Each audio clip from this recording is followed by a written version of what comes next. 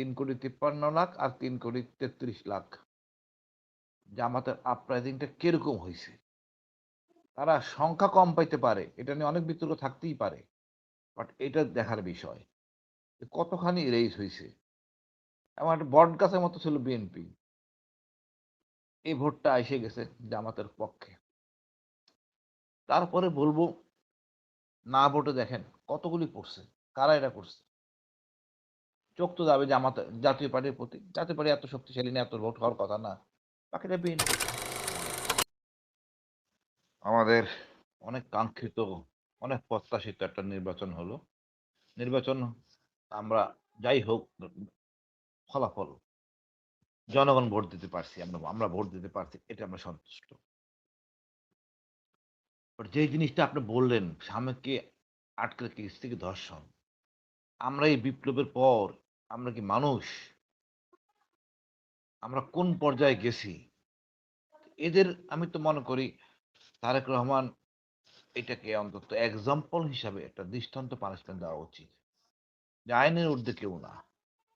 এটা কোনোভাবেই কাম্য না সভ্য জগতে। আজকে আমরা এত কথা বলি নারী অধিকার টধিকার, কি করলাম আমরা? নারী অধিকার নিয়ে অনেক কথা বলছে আমাদের বিরুদ্ধে। আজকে যে ঘটনা ঘটলো, কোথায় রইলো আমার অধিকার? সব তো শেষ। আমরা দোষ আঙ্গুল তুলি ধর্মীয় নেতাদের বিরুদ্ধে, অনেক কথা হয়েছে, এনারা এই সেই সরিয়া। এখন তো ওদের ধইরা প্রকাশ্যে ফাঁসি দেওয়া উচিত। দেখি আমরা এই দল ক্ষমতায় শপথ নেক, আমাদের দাবি থাকবে এটা প্রকাশ্যে ফাঁসি।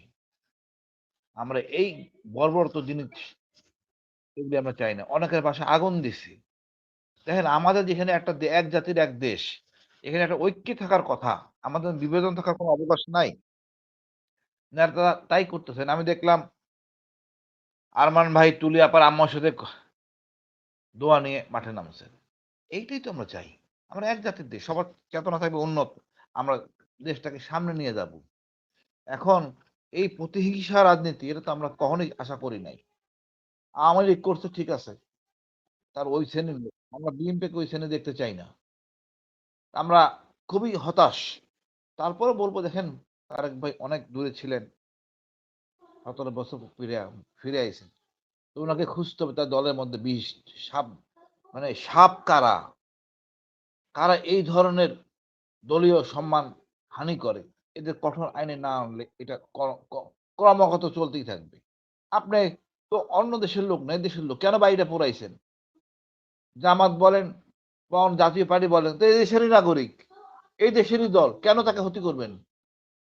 এটার জন্য দায়ী হলো নেতৃত্ব, অর্থাৎ দলীয় নেতা যারা আছেন এলাকার, তারা দায়ী।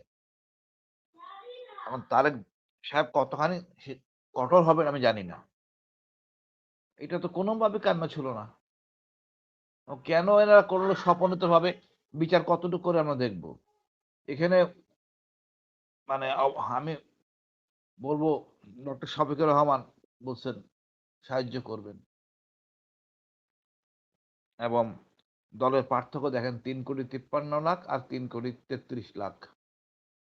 জামাতের আপরাইজিংটা কিরকম হয়েছে?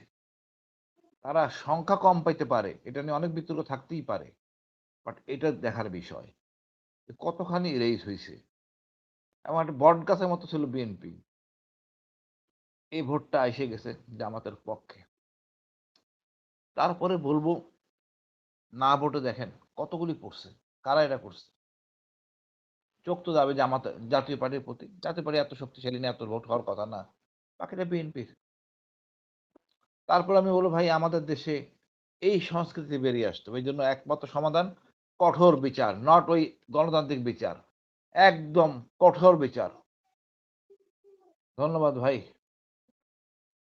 আচ্ছা, আমি জনাব হাসান রহমান একটা বিষয় বলি যে নির্বাচনের পরেই ঘটনাগুলো ইতিমধ্যেই বিভিন্ন জায়গাতে সবচাইতে ভয়াবহ পরিস্থিতি। ধর্ষণের ঘটনা তো আজকে মানে একদম আওয়ামী লীগের সময়কার ঘটনাই পুনরাবৃত্তি হয়েছে। ভাঙচুরের ঘটনা হয়েছে, অগ্নিসংযোগের ঘটনা হয়েছে।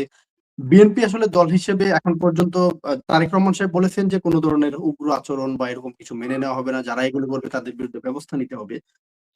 আসলে বিএনপি এতটুক বক্তব্য দিয়ে কি দায়িত্ব শেষ করতে পারেন ওনাদের? নাকি আরো পদক্ষেপ নেওয়া উচিত? আচ্ছা, আমি মনে করেন বিএনপি তারেক রহমান দীর্ঘদিন দেশে নাই। অন্যান্য নেতারা তো আছেন, প্রবীণ নেতারা। এনারা কি করতেছেন? আমার বলেন এনারই তো সমস্যা। উনি তো উনার কথা তো অনেকে লোকে শোনেন নাই। বিদ্রোহী পার্টি ছিল, পাত্রী ছিল। এদেরকে তো অ্যাকশন নিতে হবে এখনকার। নাহলে দলের বদনাম হবে। এত বড় সুন্দর দলের মধ্যে তো কোনো কলঙ্ক লাগুক এইভাবে। স্বামীকে ধরে স্ত্রীদের রেপ। এটা কি মনে করেন বিএনপির এটা নতুন একটা ট্যাগ লাগলো। জাস্ট আওয়ামী লীগ হয়ে গেল। এখন কারা করছে বাই করতে হবে। এখন তো আমরা বলবো আওয়ামী লীগ ভালো ছিল। অলরেডি কথা উঠছে। আওয়ামী লীগের সময় ভালো ছিলাম। কিছু বিচ্ছিন্ন ঘটনা থাকবেই। তো শুরুতে যদি এটা হয় এটা তো কাম্য না। উনি অতি দ্রুত অ্যাকশন নিবেন। যেন জনগণের স্বস্তি আসে ভাই।